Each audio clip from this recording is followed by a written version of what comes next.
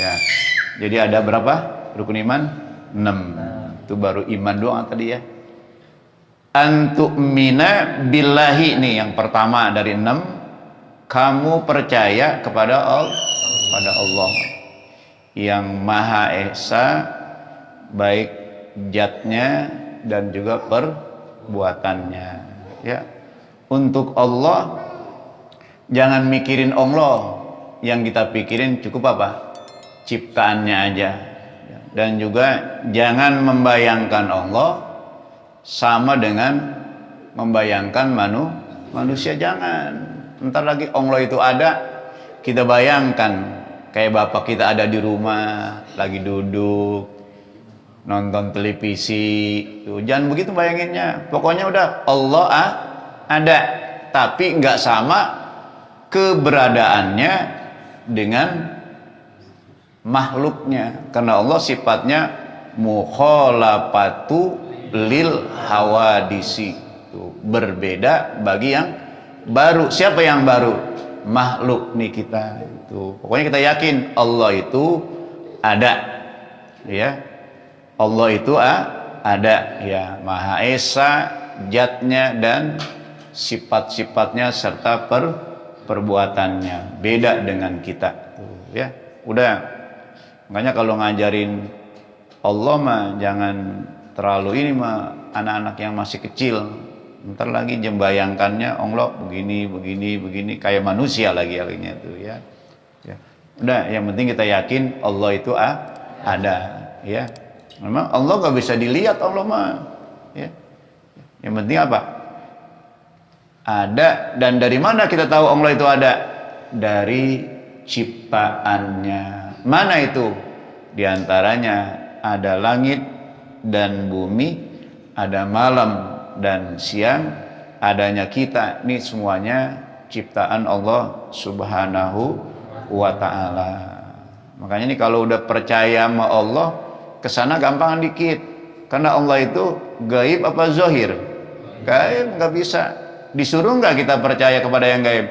Disuruh sama Allah tuh, allazina yu'minuna bil ghaibi, kan pertama itu. Bukannya sholat dulu baru apa? Baru bil ghaibi, tapi allazina yu'minuna bil ghaibi wa yuqimuna sholata wa mimma razaqnahum yunfikun. Itu yang sering kita baca, baik setelah sholat ataupun di saat kita tahlil itu, ya. Apa artinya itu? Allazina, orang-orang yang beriman percaya kepada apa? Al-ghaib. Itu ghaib diantaranya Allah tuh nggak bisa dilihat. Jangan kayak orang-orang terdahulu, umatnya Nabi Musa, dia mau beriman kepada Nabi Musa dengan syarat apa katanya? Saya pengen ketemu Tuhanmu dulu Musa, kalau gue udah lihat gue baru beriman. Jangan dipakai tuh begitu mah. Pahami, ya, jadikan pelajaran, jangan sampai kayak dia kita. Akhirnya ngelihat nggak berhasil, mati akhirnya tuh, ya, nggak bisa, karena Allah nggak bisa dilihat, ya. Yang bisa dilihat sesama makhluk nih kita nih, makhluk manusia tuh. Jangankan Allah, kita makhluk goib juga apa bisa kita ngelihat semuanya? Nggak bisa. Walaupun ada orang yang bisa ngelihat, tapi nggak semuanya kan begitu tuh, ya. Jadi itu kita wajib percaya kepada Allah. Allah itu ada, yang hidup abadan, hidup selama-lamanya, yang nggak ada awal, nggak ada akhir, yang beda sama manusia. Makanya udah jangan bayangin, udah pikirkan hasil ciptaannya. Allahnya mah nggak usah. Kalau Allah yang kita pikirkan, kata Nabi, batah laku, kamu akan binasa. Nggak kebayang. Akhirnya apa? Jadi musyrik kita. Tuh, ya. Tapi kalau kita ciptakan, kalau kita pikirkan ciptaan Allah, langit begitu hebat tanpa tiang, yang dilihat sepanjang mata kita memandang. Ada nggak tiangnya langit? Nggak ada tuh, ya. Di situ udah kita kembalikan betapa hebatnya ciptaannya begitu hebat, apalagi si penciptanya begitu. Yang ciptaannya hebat, apalagi yang menciptakannya. Nggak ada ciptaannya bagus, orangnya di bawah ciptaannya, nggak ada. Pasti apa? Lebih bagus yang menciptakan orangnya tuh, gitu ya. Yang keduanya percaya wa malaikatihi, percaya kepada malaikat-malaikatnya nih, juga termasuk makhluk gaib yang Allah ciptakan dari apa? Dari nur. Dan kita wajib percaya malaikat makhluk, cuma asalnya beda ya. Dan juga jangan samakan dengan kita. Sama namanya makhluk, tapi kedudukannya beda dengan kita. Malaikat itu makhluk yang taat, yang tidak pernah berdosa dari mulai diciptakan sampai nanti akhir hayatnya. Ada matinya nggak malaikat? Malaikat mati nggak? Mati. Orang makhluk sih, masa makhluk nggak mati? Iya. Siapa nanti yang paling terakhir meninggal? Malaikat Israel nanti. Makhluk mati semua juga, makhluk mah. Yang nggak meninggal siapa? Hanya satu, Khalik. Siapa itu? Allah Subhanahu wa ta'ala. Kalau makhluk mah mautun semua juga. Nah, ini kita percaya malaikat itu makhluk, ibadullah, hamba Allah yang taat. Makanya malaikat ada yang diciptakan disuruh sujud aja. Kalau manusia betul hamba Allah, cuma kebanyakan durhaka, yang lawan. Ada yang disuruh sholat, dia nggak sholat. Ada yang disuruh puasa, dia nggak puasa. Juga ada yang puasa, ada yang sholat, ada yang ngaji, ada yang nggak ngaji. Itu nggak aneh, emang udah ya. Manusia mah selama ada manusia, ada yang bagus, ada yang kan jangan iri, emang nggak bener. Ya, dianya nggak sholat, gue juga nggak sholat, goblok namanya kita. Itu ya, biarin. Kita jangan ngikutin yang salah, ikuti yang benar tuh. Nah, kalau orang-orang kafir dahulu tuh sebelum Islam pada orang kafir, ini malaikat dia percaya ada. Cuma jeleknya apa tadi ya? Malaikat itu al-malaikatu banatullah. Apa artinya? Malaikat itu adalah anak perempuannya Allah. Kan luar biasa jelek ini orang. Tuh. Jadi orang kafir dulu bilang apa? Dia bilang, ada malaikat emang bener. Cuma apa bilang? Malaikat itu anak perempuannya Allah. Al-malaikatu banatullahi, ya. Malaikat itu anak-anak perempuannya Allah. Ya. Musyrik enggak? Musyrik. Allah mah enggak beranak dan enggak diperanakan, kan ada dalam Al-Qur'an itu. Surah apa ya? Surah Al-Ikhlas itu tauhid yang tinggi itu. Qul huwallahu ahad. Katakan ya Muhammad, Allah itu esa. Apa terus? Allahus Samad, Allah tempat bergantung. Siapa itu? Semua makhluk. Siapa? Ke Allah. Terus berikutnya, lam yalid walam yulad. Tidak melahirkan dan tidak dilahirkan. Walam yakul lahu kufuwan ahad, dan tidak ada seorang pun yang menyerupainya, yang menyamainya. Masa malaikat dia bilang apa? Anak perempuannya Allah. Itu udah dibantah dalam Al-Qur'an. Kalau kita, malaikat adalah ibadullah, hamba Allah. Dia punya tugas enggak? Punya kewajiban kepada kita. Dulu saya pernah ditanya ketika ngajar di Fajrul, Saudara Haji, katanya Allah Maha segala-galanya. Aku gitu, apa dapat dari mana pertanyaan itu? Kita bilang, iya, Allah Maha segala-galanya. Lah, itu bagaimana saja dengan malaikat? Berarti Allah kan malaikat, ntar ada yang tugas menyabut nyawa, ada yang menurunkan hujan. Lah, berarti Allah dibantuin. Sebelum saya jawab, sebenarnya istighfar dulu ya. Astagfirullahaladzim. Betul memang ya. Itu bukannya Allah lemah. Dia misalnya mencabut nyawa, terus dia menurunkan hujan, dia menurunkan wahyu itu karena apa? Kewajibannya sebagai makhluk. Bukannya Allah lemah, bukan Allah dibantu. Allah mah tanpa bantuan makhluk. Allah maha kuat, Allah mah. Udah istighfar ya. Cuma saya nggak tahu itu pertanyaan dari dia muncul apa masa anak SMA kelas 1 sih senanya begitu dulu. Ya, kayaknya sih bukan itu mah. Ya pesanan kali ya. Istighfar kata saya istighfar. Gitu. Bukan Allah lemah, bukan itu ya. Allah nggak lemah, Allah maha kuat segala-galanya ya. Kalau malaikat mencabut nyawa, ini itu mah karena dia sebagai makhluk punya kewajiban itu yang harus dia lakukan. Makanya kan ada malaikat yang sejak diciptakan takbir terus takbir. Ada yang sujud aja. Ada yang nih menopang bumi. Nah, nanti dipelajari di sini. Kalau nggak ada malaikat, udah kurung kita. Nah malaikat aja tuh. Coba kalau kita mah manusia ada begitu. Disuruh berdiri sebentar aja kok lama amat sih berhentinya. Tuh. Ya, kita imam sholat aja. Imam lama amat. Tapi juga imam yang lama-lama. Ya ngeselin orang. Ya jangan kelamaan juga ya.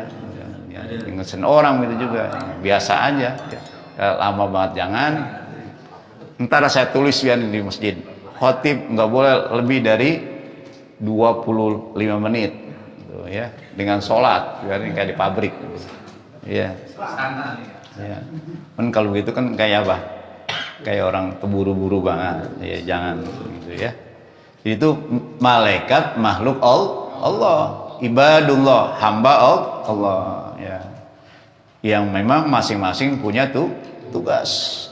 Dan dengan adanya malaikat ya karena punya tugas masing-masing, diantaranya ada yang mencatat amal kebaikan dan keburukan, itu kan memberikan motivasi kita nggak mudah untuk berbuat salah.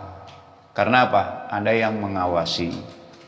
Terus ada juga yang mencatat kebaikan. Ini juga kan memberikan motivasi kita semangat untuk berbuat baik ya. Tapi sekali lagi bukan Allah lemah, bukan ya, bukan bantu Allah, itu memang dia sebagai makhluk ada kewajibannya.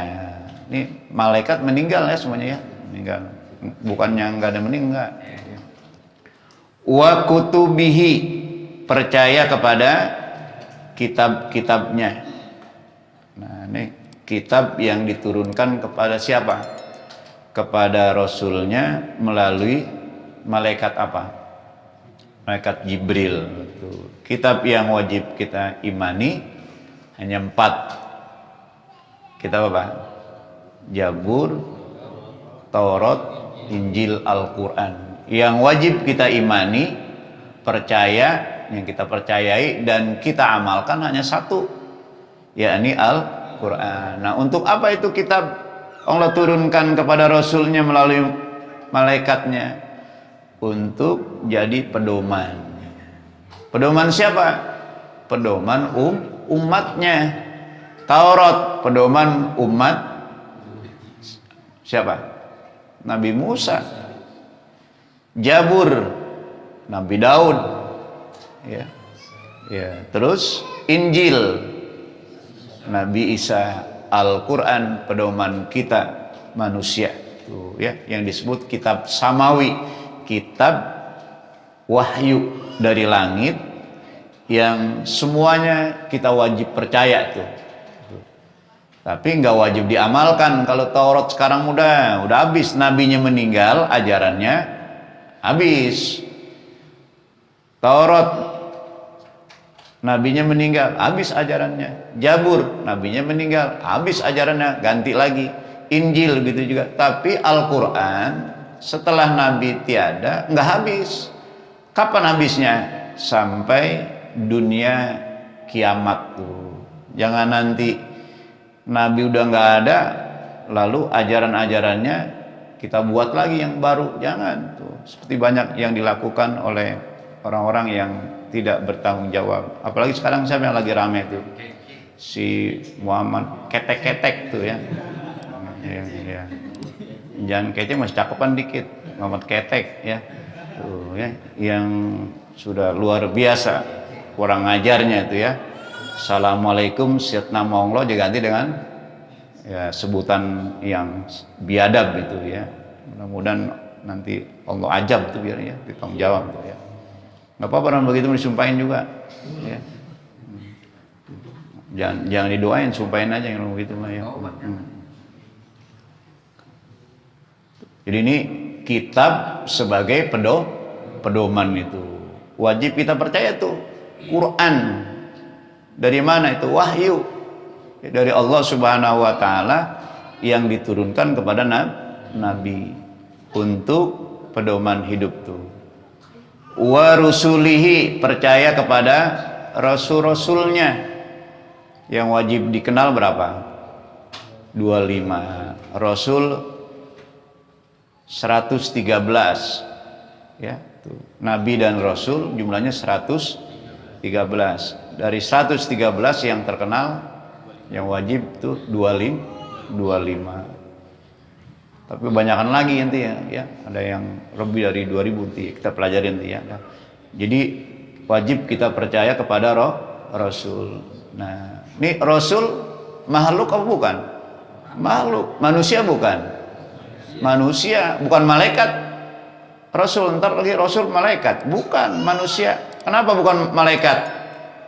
Karena Rasul itu kan tugasnya memberikan hidayah, memberikan bimbingan kepada siapa? Kepada hambanya agar tahu mana yang benar, mana yang salah, agar mereka bisa hidup di dunia selamat, juga di akhirat nanti kembalinya. Itu tugas Rasul.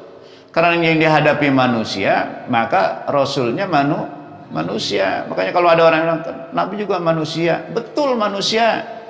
Ya kalau Nabi bukan manusia mah ribet kita. Ya. Coba malaikat. Misalnya Nabi malaikat. Malaikat minum enggak? Enggak. Malaikat makan enggak? Kagak. Malaikat tidur enggak? Kagak. Nah, coba kalau kita seperti itu, guru kita kayak itu misalnya, kagak tidur, enggak makan, enggak minum, enggak kerja, lah mati, enggak seimbang. Tapi kalau Rasul tidur enggak? Tidur. Terus makan enggak? Makan. Kerja enggak? Kerja dia. Minum enggak? Minum. Beristri enggak? Ada istrinya tuh, sama ya. Jadi sejalan. Nah kalau misalnya Rasul bukan manusia, ya sulit kita untuk nerimanya. Misalnya begini, bisa dikata gini sama umat, ya pantas cuma malaikat tuh gitu ya. Jadi walaupun manusia, tapi manusia yang dipilih oleh Allah Subhanahu wa taala. Betul manusia, nggak salah. Cuma jangan sekali-kali kita samakan dengan kedudukan kita, walaupun kita pinter. Jangan, nggak bakalan sama. Ya. Manusia yang milih Allah, ya. Bukan manusia juga yang milih, bukan. Kalau yang milih yang maha segala-galanya pasti nggak salah. Kalau yang milih kita sih mungkin apa? Salah. Misalnya pemimpin, kata dia adil awal-awalnya, ya orang belum jadi. Kalau udah jadi agak benar, ya jangan salah, ya lu yang milih kan begitu, ya bisa salah gitu. Kita bilang apa, kan ada yang nyesel, dulu gua aja pilih, ya lu apa lu pilih kan begitu ya. Tapi kalau yang milih Allah nggak bakal apa, keliru. Nah jadi Rasul memberikan bimbingan ke kita nih umatnya dengan dasar apa tadi? Tuh kitab yang diterima. Untuk siapa? Supaya kita nih bahagia, kenal mana yang hak, mana yang batil, supaya kita apa? Hidup di dunia selamat, kembali ke akhirat sebagai kehidupan yang abadi juga selamat. Tuh kalau nggak ada Rasul, tahu kita mana yang benar? Nggak tahu. Mana yang batil? Kita nggak tahu. Mana perbuatan yang harus dikerjakan, mana perbuatan yang harus ditinggalkan, kita nggak tahu tuh. Dengan adanya Rasul kita tahu tuh. Makanya Allah perintahkan tuh, wa atiullaha wa atiullah wa atiur Rasul tuh. Taati Allah, taati Rasul. Wa ulil amri minkum. Tapi ketika ulil amri pemerintah, atiunya hilangin. Kenapa dihilangin? Karena yang namanya pemerintah selagi bagus pakai, amalkan. Tapi kalau jelek, ya makanya tuh atiu dihilangin. Tapi kalau Allah nggak ada yang jelek, semuanya apa? Bagus. Perintah Rasul juga nggak ada yang jelek, semuanya apa? Bagus. Makanya selalu disandingi dengan apa? Atiullaha wa atiur rasul wa ulil amri minkum. Tapi ketika kepada umaro, kepada pemerintah, atiunya nggak ada. Artinya apa? Yang namanya manusia terkadang perintahnya benar, terkadang perintahnya ada yang salah. Kalau misalnya ada kata atiu lagi, wa atiul amri minkum, maaf nih ya kalau misalnya gitu, lah kita apa yang diputuskan oleh pemerintah, mau benar mau salah wajib diinin. Iya lah, bukan benar itu, goblok semuanya kita, yang mimpin goblok, yang di bawahnya juga bodoh-bodoh juga tuh. Jadi yang namanya pemimpin kalau yang benar ikuti, kalau salah jangan tuh ya. Jadi fungsi Rasul itu tuh ya. Makanya nih kita bersyukur ya adanya Nabi kita Muhammad Sallallahu Alaihi Wasallam yang membawa dinul Islam, sehingga kita bisa kenal siapa itu Allah. Tuh kalau nggak ada Rasul kita nggak kenal kita. Cuma ada pedomannya di mana Al-Quran tuh ya. Jadikan sumber untuk mengetahui mana perbuatan yang benar, mana perbuatan yang salah ada dalam Al-Quran. Dan kita ditambah dengan apa?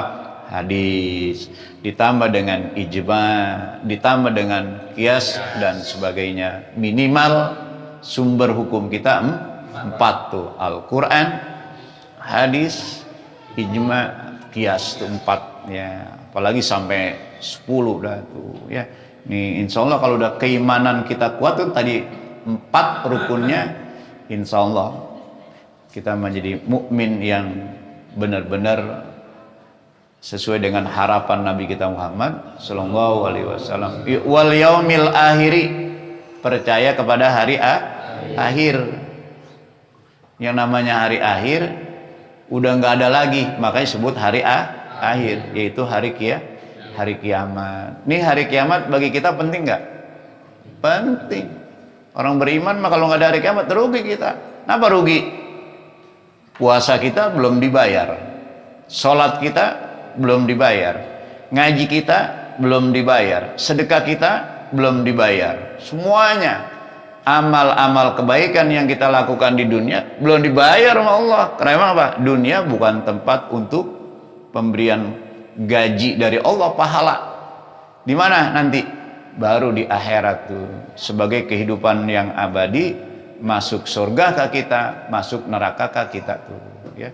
Kan ini penting bagi kita hari kiamat, hari akhir, yang tidak ada satupun makhluk yang tahu kapan terjadinya hari akhir. Tapi orang yang beriman wajib percaya ya bahwa kehidupan ini nanti akan diakhiri dengan kematian. Walaupun ada dalam keterangan kitab Tanqihul Qaul itu dia mengatakan nanti kiamat terjadinya hari Jumat habis sholat subuh.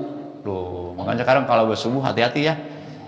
Soalnya itu nggak ditahu subuhnya 2021 apa 2024 apa 25 apa 27 apa 2040. Yang penting hari Jumat setelah sholat subuh tuh kiamat tadinya. Cuman wallahu a'lam tuh ya, nggak ada yang tahu Jumatnya kapan tuh ya.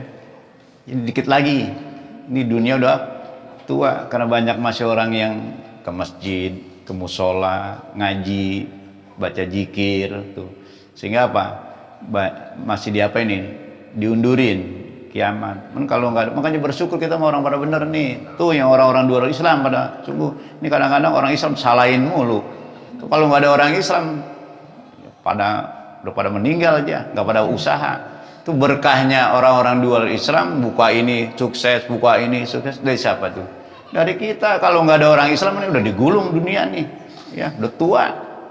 Ya, cuma karena masih banyak orang yang baca Al-Quran, banyak yang zikir. Tapi zikir mah masing-masing aja ya, jangan pakai diterangin zikir mah. Yang perlu diterangin itu yang sholat 5 waktu. Ya, kalau zikir masing-masing, coba zikir di mana kek? ya. Dia mau di rumah kek itu, kalau zikir mah bebas, zikir mah ya, mau baca. Dan yang nggak baca juga dosa nggak? Ya nggak apa-apa, nggak baca mah ya, jangan dipukul rata, jangan ya, nggak apa gitu mah, perlu ya. Itu masing-masing itu mah gitu mah ya, zikir mah ya. Yang penting sholatnya, sholat tuh johor, asar, maghrib, isya, subuh. Untuk tambah-tambahan yang sunah-sunah mah nggak perlu. Bahkan kita kalau sunah mah nggak perlu ngomong sama orang. Jangan begini, Pak, besok habis maghrib saya undang ya ke rumah saya tahlilan. Waduh, anak mau nggak bisa itu kalau habis maghrib. Kenapa? Udah biasa di masjid nggak pulang-pulang sampai isya. Itu nggak bagus, nggak pulang-pulang. Bagus sih, cuma gara-gara begitu isinya nol. Tuh ya, gara-gara apa bilang? Oh, anak mah kalau habis maghrib apa isya nggak pulang dulu, emang ntar pulangnya kalau udah apa? Sholat isya. Dasar itu orang undangnya apa? Nggak nanyain itu sebenarnya apa? Besok anak punya acara pada maghrib. Kan yang paling bagus jawab gini. Kayaknya saya nggak bisa ya, karena lagi kalau habis isya mungkin anak bisa. Ya ceritain tadi. Wah, anak mah kalau ini kagak bisa. Kenapa? Emang udah lazim. Habis sholat maghrib nggak pulang, nggak tahu tidur apa nggak itu di musola, ya, gitu, ya. Nggak perlu itu, yang sunnah mah jangan. Kalau yang wajib boleh, wajib mah harus apa? Dimunculkan. Tapi kalau sunnah disembunyikan. Makanya kan sholat sunnah mana abdolnya?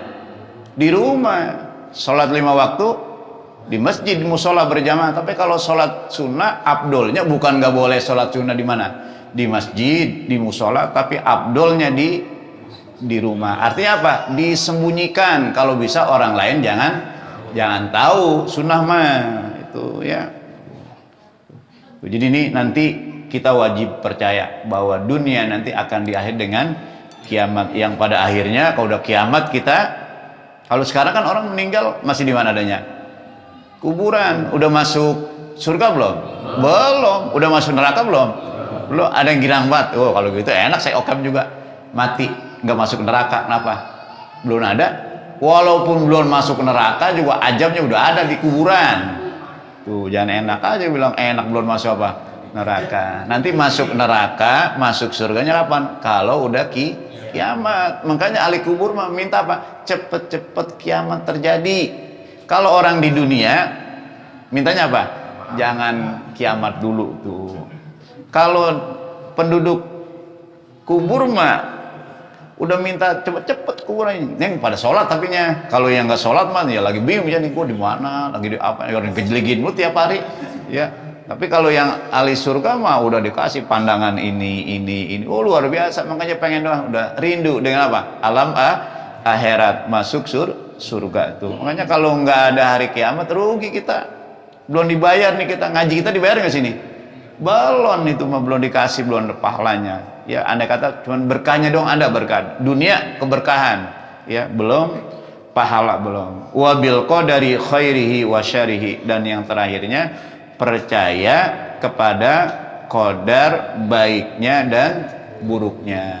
Keputusan Allah ada yang sesuai dengan nafsu kita, ada yang enggak sesuai dengan kehendak kita, ya karena memang udah ketentuan dari Allah tuh, qadar keputusan Allah, ya udah, yang nggak bisa ditolak, ya. Cuma nih takdir ada dua, ada yang bisa diubah, ada yang nggak bisa diubah, ya. Kalau yang bisa diubah melalui apa? Kita sholat, kita zikir, kita baca Quran, ya, kita sedekah, insya Allah, ya.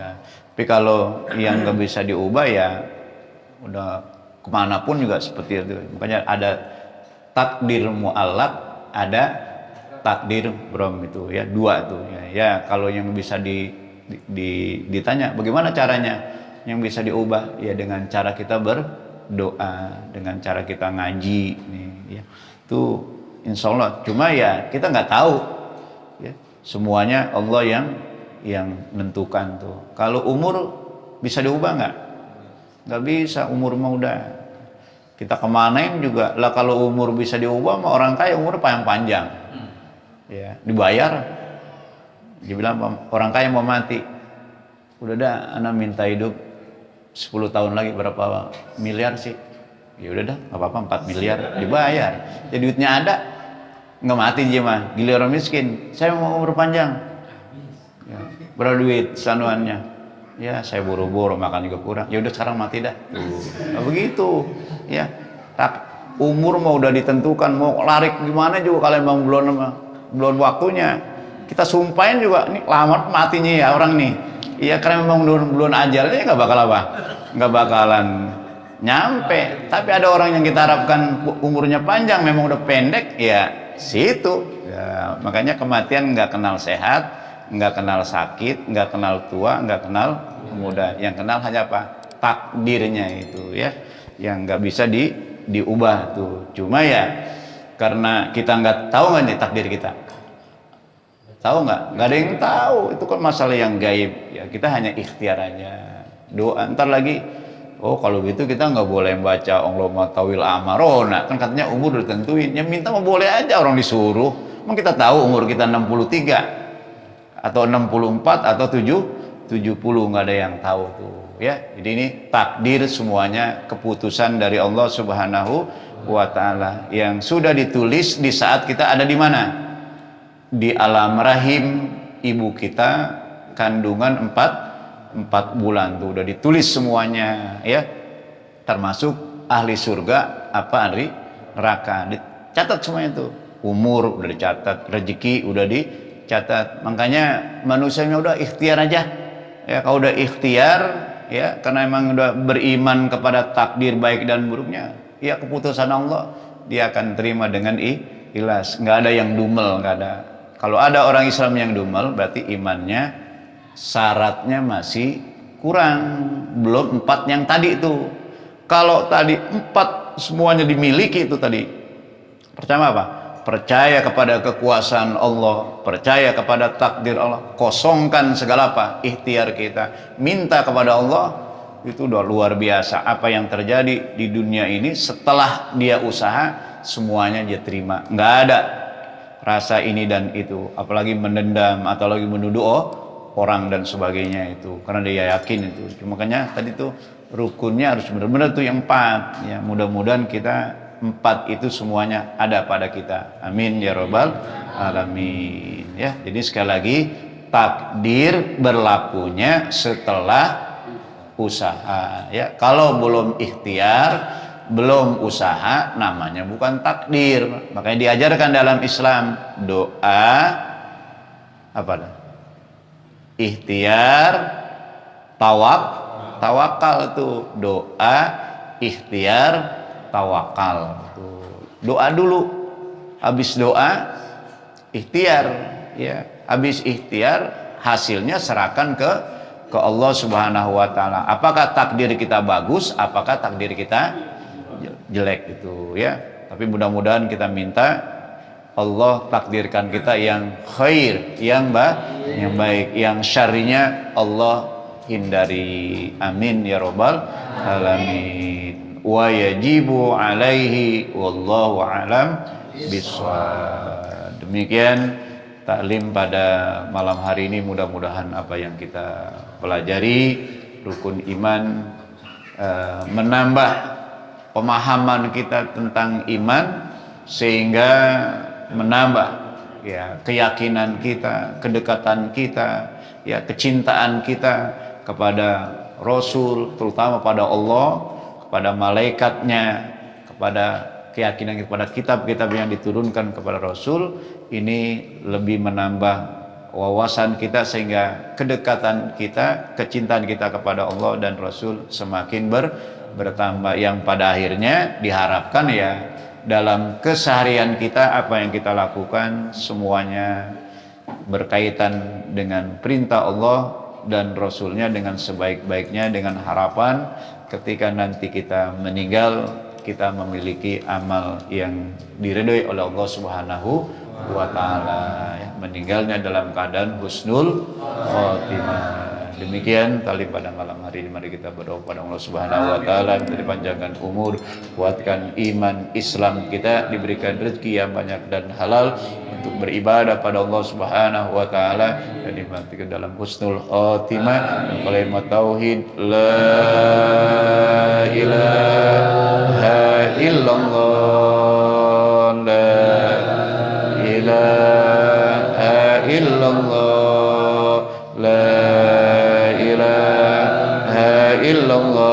Muhammad Rasulullah sallallahu alaihi wasallam. Allahumma aghnina bil ilmi wa zayyina bil hilmi wa akrima bit taqwa wa jamil bil afiyah. Rabbana atina fid dunya hasanah fil akhirati hasanah wa qina azabannar. Walhamdulillahi rabbil alamin. Mohon maaf. Assalamualaikum warahmatullahi wabarakatuh.